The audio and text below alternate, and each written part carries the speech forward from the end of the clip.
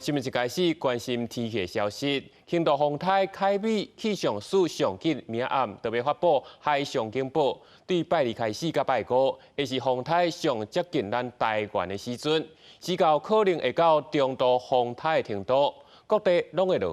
雨，尤其是中部以北甲东北部，这风雨可能会真大。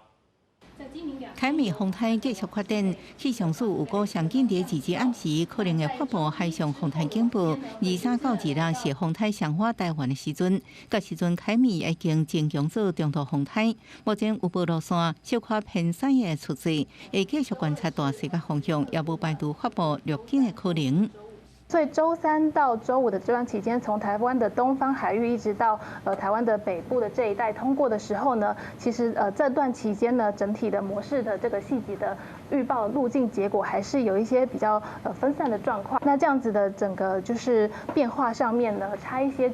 也都会影响到我们这个发布到有没有可能到路警的情形以及时间点。 气象专家吴成富指出，风台中心按算会通过东北部甲北部海面，暴风圈有机会扫过台中、南投以北，一直到花莲以北的陆地。风雨较大的所在会伫中部以北到东北部，中部以南的所在注意2个了出现的西南风，也正做明显的落雨情形。花莲台东地区是影响较细。这个台风是从东北方海面越过。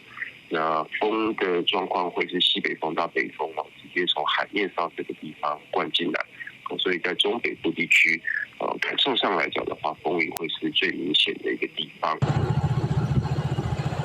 第20到24这段期间，各多是西南沿海甲东北沿海的年度大楼。21透早，屏东道部分较低地区出现道路浸入海水的状况，气象署包含台南到屏东甲基隆北海花甲基南面临上悬的满流，搁拄着凯美风台离台湾上近的时阵，沿海较低地区民众一定要特别注意。另外，今年第4号风台巴比伦也形成，有个别对台湾有直接影响。记者综合报道。